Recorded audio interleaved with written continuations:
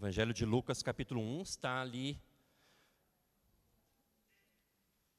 a partir do versículo 39.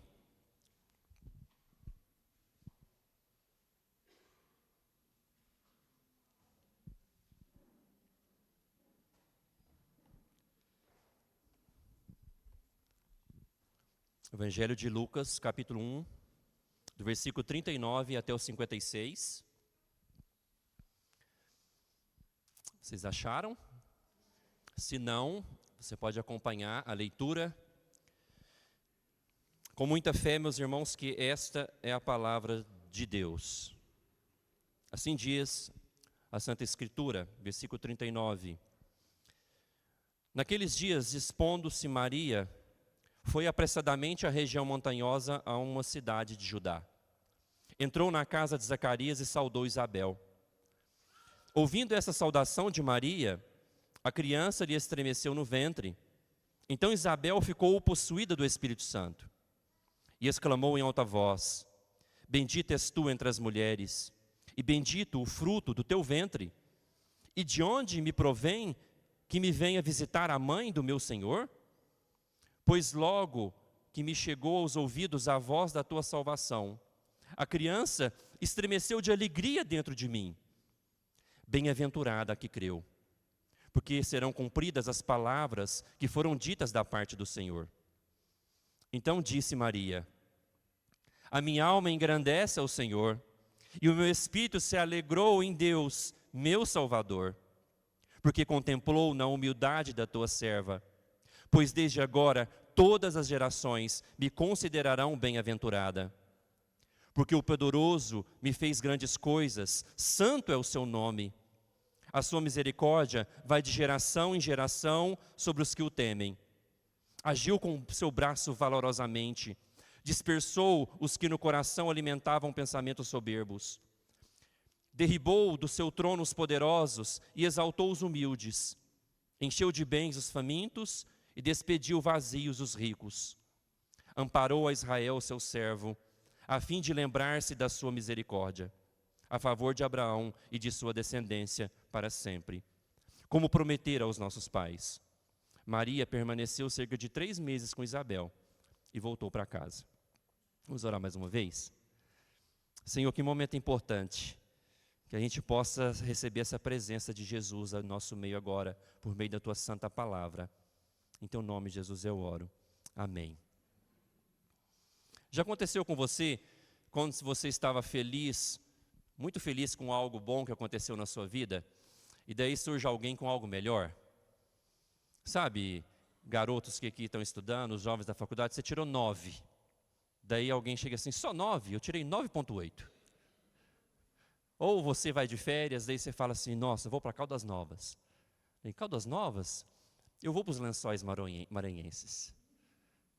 Daí você feliz, talvez comprou seu carro 2015.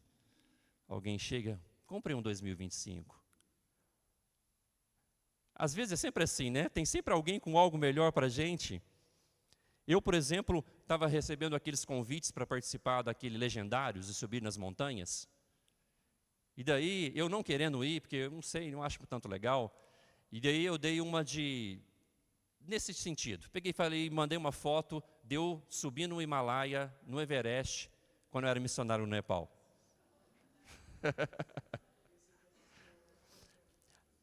Pegando aqui o contexto para vocês entenderem onde nós estamos, a gente está pregando sequencialmente no Evangelho de Lucas, desde o capítulo 1, ainda estamos no capítulo 1, né?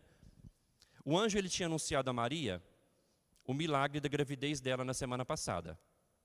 E ele tinha falado para Maria que para provar que ele era capaz de fazer aquilo, ele falou, olha, a sua prima, que era estéril, ela ficou grávida. O anjo falou isso semana passada, lembra para ela? E daí Maria, ela sabia que a sua prima era estéril, e ela fala assim, o anjo falou que eu vou ficar grávida. E ele falou que a minha prima, que era estéril, ficou grávida. O que Maria pensou? Eu vou correr para ir lá. Vai dizer aqui, meus irmãos, que Maria, ela se dispôs apressadamente, ela foi com pressa. E daí eu pesquisando para saber quanto tempo Maria durou para chegar aonde ela estava, até onde a sua prima estava, era cerca de 100 quilômetros.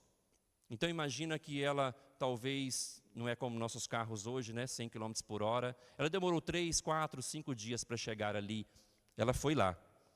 Isabel estava no 6º mês de gravidez, a sua prima de João. Ela devia estar radiante. Imagina a felicidade de Isabel. Feliz, ela era estéril, já idosa, e Deus abençoou ela. Imagina, tanto que ela estava radiante, essa mulher. Naquela época, ser mãe era o principal propósito da mulher. Também é hoje. Mas a alegria daquela mulher, ela vai dizer, no versículo 25, que Deus acabou com a vergonha dela. E daí, chega Maria, com um presente melhor. Com uma gravidez mais abençoada ainda. E vocês perceberam que ela conseguiu ficar mais feliz ainda com a bênção de Maria? Porque quando alguém fala que tem um presente ou algo melhor do que a gente corre o risco de ficar com um pouquinho de inveja, não é mesmo? Ah, eu vou para Caldas Novas, fulano vai para Recife. Mas aqui, Isabel está tão feliz e Maria chega com um presente mais abençoado ainda e diz que Isabel, ela fica mais feliz ainda. Por quê? Nós vamos ver essa noite que Jesus é a alegria dos humildes. Que Jesus é a alegria de todos aqueles que creem nele. E se a gente tiver esse eixo na nossa vida, que Jesus é a principal alegria da nossa vida, nós vamos poder passar bons e maus momentos de forma melhor. Mas como assim passar bons e maus momentos de forma melhor? Porque quando a gente está em bons momentos, se a gente sabe que Jesus é melhor do que aquele bom momento, a gente não cria aquele bom momento ou aquele presente, uma idolatria em cima dele. Porque a gente sabe que Jesus é melhor do que aquilo que nós temos. E os maus momentos, nós vamos ver que se a gente está passando por alguma dificuldade e Jesus é a alegria na nossa vida, isso não vai abalar a gente tanto, que a gente vai saber que Jesus é melhor e é a alegria da nossa vida. Então nós podemos passar bons e maus momentos, porque Jesus é a alegria da nossa vida.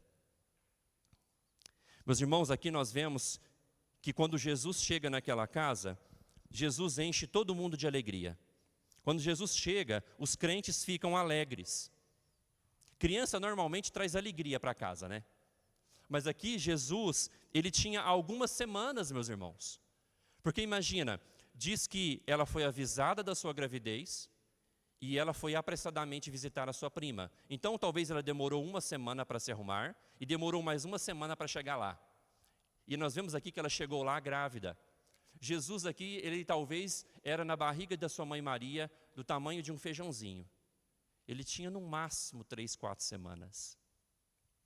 Mas aqui, mesmo ele sendo do tamanho de um feijãozinho, Jesus, ele causa alegria em todas as pessoas daquela casa. Nós vamos ver aqui, João diz que ele começa no versículo 41 a se estremecer no ventre.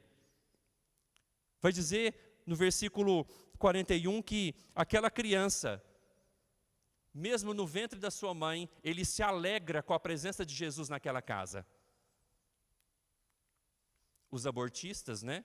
Eles vão dizer que a vida começa depois talvez da 10ª ou 12ª semana, 15ª. Nós vemos aqui Jesus com algumas semanas, já com vida. Por isso nós somos totalmente contra o aborto. Mas meus irmãos, ali Isabel está alegre, Maria está alegre, tanto que ela compõe esse cântico inspirado pelo Espírito Santo. João está alegre, tanto que a criança começa a se estremecer diante dela, no ventre dela. As mães, elas sempre contam, né? O menino está chutando, o menino está mexendo. João se mexeu de uma maneira tão forte no ventre da sua mãe, que ela sabia que chegou ali a presença de Deus naquela casa. Meus irmãos, esse texto de hoje ele vai nos mostrar que Maria é sim a mulher mais bem-aventurada. Nós vimos a semana passada que Maria ela é escolhida para ser mãe do Salvador, não pelos seus méritos. Vai dizer que ela recebeu o favor de Deus e que ela achou graça diante de Deus. Mas, como eu falei semana passada, a gente tem alguma dificuldade quando textos na Bíblia nos falam sobre Maria, mas ela é sim a mulher mais bem-aventurada. Jesus é sim o bendito, assim como diz Isabel. Jesus é o bendito fruto daquele ventre, porque Jesus é o nosso Salvador. Não há ninguém como Jesus. Ele é sim o bendito, como a Isabel exclamou. E sim, meus irmãos, Maria, não se assustem, ela é a mãe de Deus. O que estava no ventre dela? Deus estava no ventre dela. Semana passada eu falei que Jesus ele é uma única pessoa com duas naturezas. Jesus é totalmente e completamente homem, e Jesus é totalmente e completamente Deus. As naturezas de Jesus não se dividem. Maria não estava só com Jesus homem dentro dela. Deus estava dentro de Maria. Teve um concílio da igreja, na história da igreja, em Éfeso, no ano de 431, e esse concílio, ele fez um dogma que Maria, de fato, é a mãe de Deus. Mas esse concílio não foi para exaltar Maria. Esse concílio, ele escreveu esse dogma para provar que, de fato, Jesus se fez carne, que, de fato, o Verbo se encarnou. Eu não quero dizer com isso que Maria deve ser venerada. Eu não quero dizer com isso que ela pode ser adorada, que ela é corredentora, que ela tem graça em si mesmo, que ela pode interceder por nós. Não, nada disso. Mas Maria, sim, ela é a mãe do Salvador. Versículo 43 é o que Isabel diz. E de onde me provém que venha visitar a mãe do meu Senhor? Isso não faz dela uma pessoa que intercede por nós, isso não faz dela uma corredentora, isso não faz dela digna de ser venerada ou adorada, mas sim, ela é a mãe do Senhor Jesus Cristo. Então nós negamos, obviamente, toda a doutrina romana católica que não tem base bíblica, mas nós respeitamos demais a mãe do Senhor. Mas toda a doutrina católica romana que sem base bíblica, nós rejeitamos. E hoje nós vamos ver aqui a refutação de uma principal doutrina católica romana, que diz que Maria é imaculada, que ela é sem pecado. Olha o versículo 47, o que ela diz no seu cântico. E o meu espírito se alegrou em Deus, meu Salvador. Irmão, só precisa de Salvador quem precisa ser salvo. Só precisa de perdão quem tem pecado. Só precisa ser achado quem está perdido. Então, se Deus é o Salvador de Maria e Jesus é Deus, ela está falando que aquele bebê no seu ventre é o seu Salvador. Então, sim, Romanos 3:23, onde diz que todos pecaram e carecem da glória de Deus, se encaixa também para Maria. Ela também precisava, como nós, ser salva por Jesus. Ela chama ele de Salvador. E nós vamos ver aqui que Jesus é o Salvador, sim, de todo aquele que crê. No ventre dela estava o Salvador. Tanto que Isabel vai falar que ela é uma bem-aventurada, porque inclusive ela creu. Olha o versículo 45. Bem-aventurada a que creu, porque serão cumpridas as palavras que foram ditas da parte do Senhor. Maria precisava de um Salvador.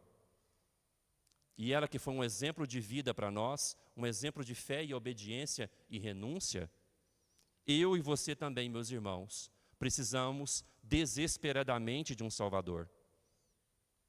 E quem crê, o versículo 45 está nos dizendo que assim como Maria é bem-aventurado. A maior necessidade da sua vida não é se os seus planos vai dar certo, não é se você vai casar, não é se você vai conseguir ter uma grande empresa. A sua maior necessidade é de ter um Salvador. E Jesus só pode salvar, nós vamos ver aqui, expresso no cântico, que Jesus só salva algumas pessoas. Jesus ele só pode salvar algumas pessoas, que o cântico vai nos apresentar. No versículo 48, vai dizer, porque contemplou na humildade da sua serva. No versículo 51, vai dizer que ele age com o braço valorosamente, dispersou os que no coração alimentavam pensamento soberbos. Jesus, ele só pode salvar os humildes. E aqueles que acham que não precisam de um Salvador, eles são esses soberbos. Porque quando a gente fala de humilde, a gente vai pensar na pessoa que tem pouca condição financeira, não é? Mas os humildes, nós vamos ver aqui, são aqueles que conhecem e sabem da sua pobreza espiritual, que sabem da sua necessidade de ser salvo. E os soberbos aqui, eles são aqueles que confiam em si mesmos e acham que não precisa de um Salvador, que não precisa da igreja, que não precisa da palavra, que não precisa dos sacramentos. Outro tipo de pessoa que o Evangelho salva, além dos humildes, versículo 53 fala que são os famintos. Diz, encheu de bens os famintos e despediu vazios os ricos. Que fome é essa? Jesus disse em Mateus capítulo 5, versículo 6, bem-aventurados que têm fome e sede de justiça, verão que são salvos. Só pode ser salvo pessoas humildes, que reconhecem a sua pobreza espiritual, e pessoas que têm fome, fome da justiça de Deus, fome de ser perdoado, fome de encontrar Cristo. Esses são os que Deus salva, assim como Maria. Mas perceba aqui que Deus está invertendo os valores deste mundo. Porque Deus está dando o maior privilégio desse mundo a uma menina simples, uma menina de uma vila simples, Nazaré. A maior honra do mundo está sendo dada para ela, invertendo os valores deste mundo. Porque nos valores deste mundo, aqueles que merecem mais honra são aqueles que, aos olhos do mundo, têm muita coisa. Mas Jesus, ele inverte os valores deste mundo, escolhendo Maria, uma mulher simples. No cântico, nós vemos Deus desprezando os grandes, desprezando os ricos, ou seja, aqueles que confiam em si mesmos. Mas, geralmente, pessoas que têm melhor condição financeira, elas correm mais risco de não se achar que são pobres espirituais e precisam de Jesus. Geralmente, há essa relação, embora ela não é sine qua non. Mas, geralmente, pessoas que têm posses, eles têm mais dificuldade de achar que precisam da graça de Deus. Mas a pobreza, dizendo aqui, é a pobreza espiritual, é a pobreza de necessitar de um Salvador, é o reconhecimento que precisa de Cristo. É o reconhecimento que sem Cristo a pessoa é pobre, cega, nu e infeliz, como Jesus disse em Apocalipse capítulo 3, versículo 17. Que sem Ele um ser humano pode ser rico, mas ele é pobre, cego, nu e infeliz. Então são esses humildes que Deus pode salvar, esses que reconhecem quem são. Meus irmãos, aqui Maria, ela se humilha, ela reconhece ao se humilhar o poder e a santidade de Deus. Veja comigo o versículo 49, o que ela fala. Porque o poderoso me fez grandes coisas, santo é o seu nome. Maria reconhece a sua humilhação e ela reconhece a santidade de Deus. Mas é interessante que, ao estudar o cântico de Maria, chamado de Magnificat, esse cântico ele está recheado de escritura do Velho Testamento. Aqui Maria citou vários salmos, aqui ela citou o cântico de Ana, que foi outra mulher também que teve filho milagrosamente, a mãe de Samuel. Aqui ela citou o Pentateuco, ou seja, Maria, ela conhecia bem as Escrituras. Então, quando ela vai compor esse cântico de alegria, que a sua alma está transbordando de alegria perante Deus, ela usa tudo que ela conhece da Escritura e joga nesse cântico. Ou seja, conhecer a palavra vai melhorar não só a nossa vida e as nossas relações, conhecer a palavra melhora a nossa devoção a Deus. Maria está recheada da Escritura, ela conhece a Escritura, mesmo sendo uma menina jovem. Então, o seu cântico está cheio de Bíblia do Velho Testamento. Como é importante nós conhecermos a palavra, para que nós possamos louvar a Deus, que nós possamos cultuar a Deus de forma verdadeira. Como é importante homens conheçam a palavra, para poder instruir a sua família na palavra. Como é importante mulheres, vocês que são casadas, a Bíblia fala que a mulher sábia edifica a sua casa. Você precisa conhecer a palavra para aconselhar o seu marido, para edificar a sua casa. Jovens, você precisa conhecer a palavra para tomar verdadeiras e boas decisões. O cântico de Maria está cheio de Bíblia. ela conhecia a palavra e ela exalta a Deus, mostrando que ela conhece também a aliança e a fidelidade de Deus. Ela vai citar o Deus da aliança no versículo 54. Ela vai falar: amparou Israel, seu servo, a fim de lembrar-se da sua misericórdia, a favor de Abraão e da sua descendência, para sempre, como prometeram aos nossos pais. Perceba que ela conhece a aliança e as promessas que Deus fez no passado. Como eu falei, ela conhece muito a Bíblia. E ela sabe que Deus sempre sustentou o seu povo e Deus sempre preservou o seu povo. E ela narra isso no seu cântico. Ela conhece que Deus libertou o povo do Egito. Ela conhece o que nós estamos estudando aqui na Escola Bíblica Dominical, que o povo de Deus estava cativo na Pérsia. Ela conhece que Deus usou Esther para livrar o povo do genocídio. Ela conhece tudo, meus irmãos, sobre a palavra de Deus, no que tange a fidelidade de Deus. E que maravilha saber disso, que Deus ele vem sustentando o seu povo, desde quando ele prometeu a Abraão que nele seriam abençoadas todas as famílias da terra. Deus vem sustentando o seu povo, Deus vem livrando o seu povo do Egito, livra o seu povo da Pérsia, Deus livrou a igreja do Império Romano da perseguição, Deus sempre vai amparar o seu povo. Deus sempre vai amparar eu e você. E aqui nós vimos hoje o Nicolas professando a sua fé, a promessa que ele fez aos nossos pais. Ele vai amparar os nossos filhos, ele vai atrair os nossos filhos. Maria exalta a Deus porque Deus é fiel, porque ele cumpre as suas promessas. Em versículo 55, ao falar que Deus ele se lembra da descendência de Abraão, a boa notícia é que ele vai fazer isso conosco, quando eu vim falando aqui, é que nós hoje, pela fé, somos filhos de Abraão. As promessas deste cântico são promessas para nós. Em Gálatas, capítulo 3, versículo 29, fala assim: e se vocês são de Cristo, também são descendência de Abraão e herdeiros segundo a promessa. Então aqui, meus irmãos, o nascimento de Jesus está mostrando a fidelidade de Deus, que Deus prometeu que o Messias viria, que Deus prometeu que o libertador viria, Deus prometeu que o Salvador viria, e Maria então exalta a Deus, porque Deus está cumprindo as suas promessas, e Ele escolheu aquela menina simples para ser mãe do Salvador. Deus está amparando, meus irmãos, cada um de nós. Cada um de nós que cremos, como fala o versículo 45 sobre ela, cada um que entregou a sua vida para Jesus, faz parte do povo de Deus, é um bem-aventurado. E pode contar com a fidelidade do Senhor sustentando o seu povo de geração em geração.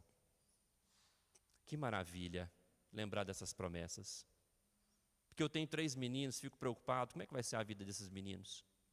Daí quando eu olho para mim, quando eu olho para a minha fraqueza, quando eu olho para esse mundo, eu falo, não vai dar certo. Mas daí quando eu olho para o braço forte do Senhor, eu falo, Deus é fiel, vai sustentar minha família. Quando eu olho para as promessas de Deus, eu falo, eu descanso no amor e na promessa de Deus. Por isso muita gente hoje fala que tem medo de ter filho, que o mundo está difícil, né? O mundo está tão difícil, né? Vamos ter poucos meninos porque está difícil. Meus irmãos, nós não temos filhos baseados no mundo. Nós temos filhos baseados nas promessas de Deus. Diante disso, eu não sou um anjo, mas sou também Gabriel. Quero anunciar para vocês que tem uma mulher grávida na nossa igreja. Que também aos olhos dos homens era impossível.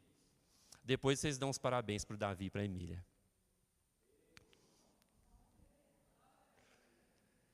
Meus irmãos, todas essas verdades e ensinamentos estão no Cântico de Maria.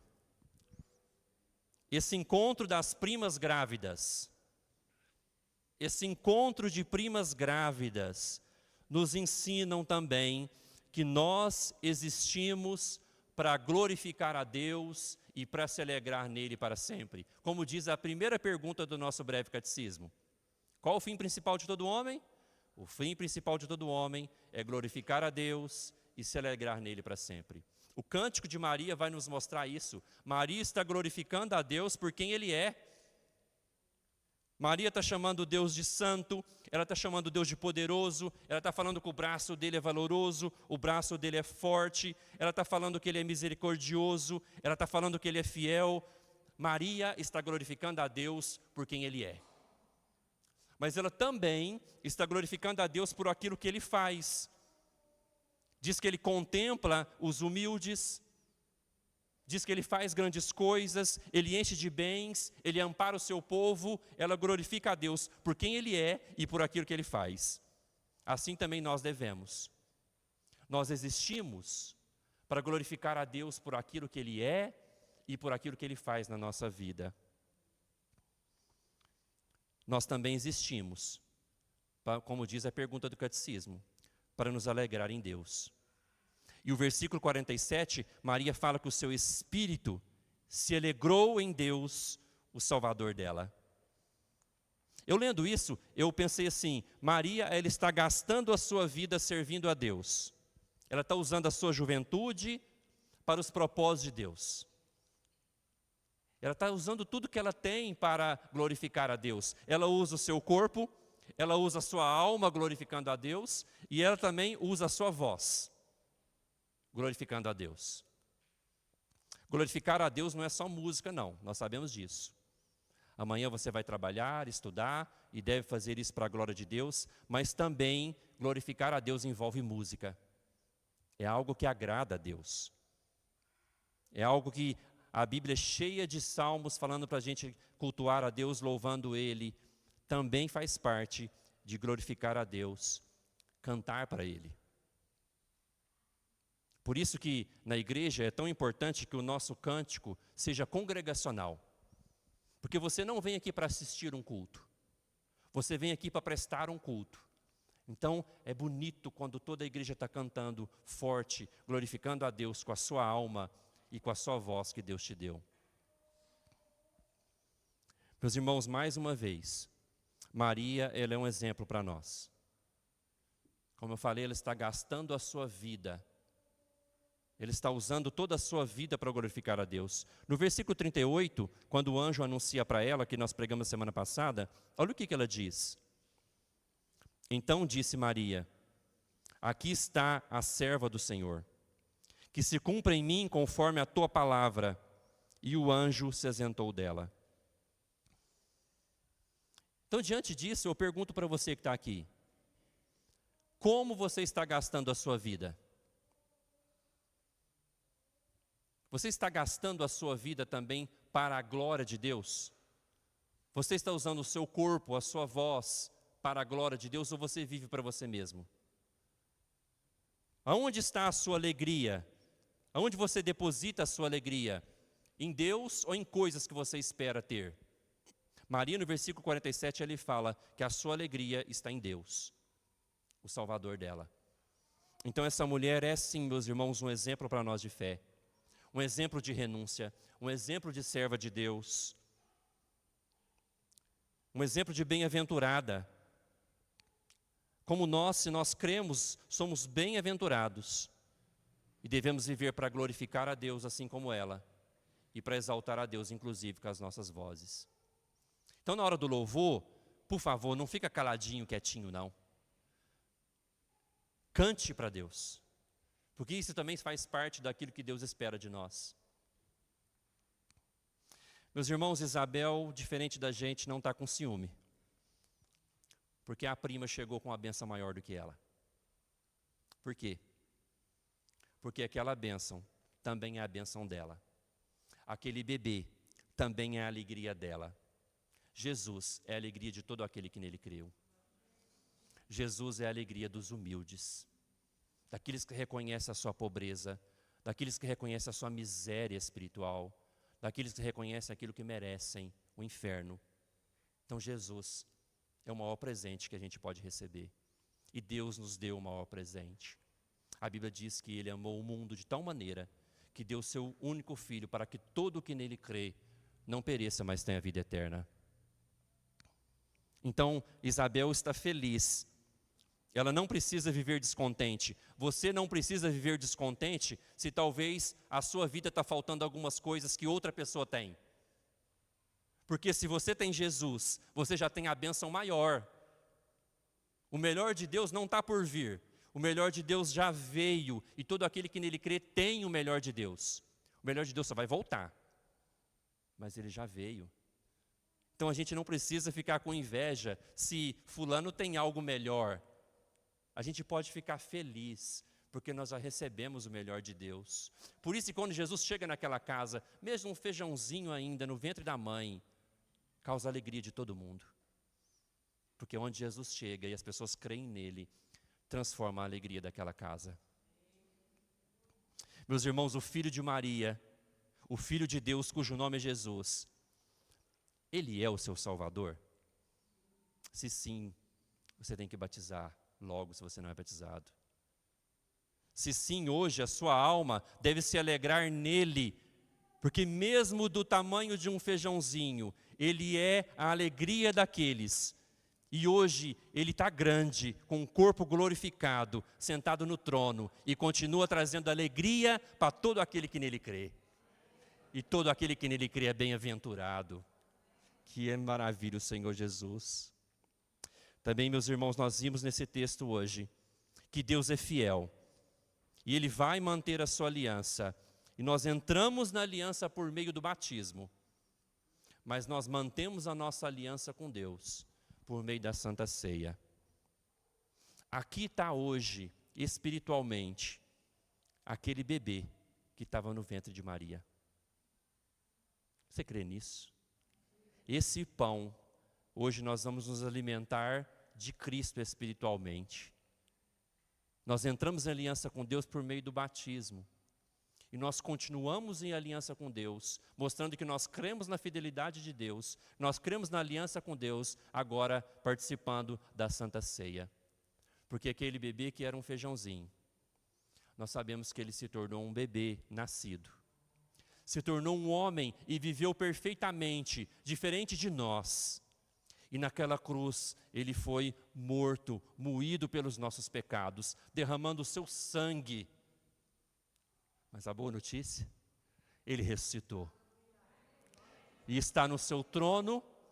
E hoje, quando a igreja celebra a Santa Ceia, nós alimentamos do seu corpo e do seu sangue. E nós enchemos mais uma vez a nossa vida da alegria dos humildes. Mas assim como você precisa de humildade para crer nele, você precisa de humildade para participar dessa ceia, sabendo que você não é digno, e ele dignifica você pela graça para que você participe. Por isso agora, eu quero pedir que você se prepare orando por esse momento. Esteja orando agora por você.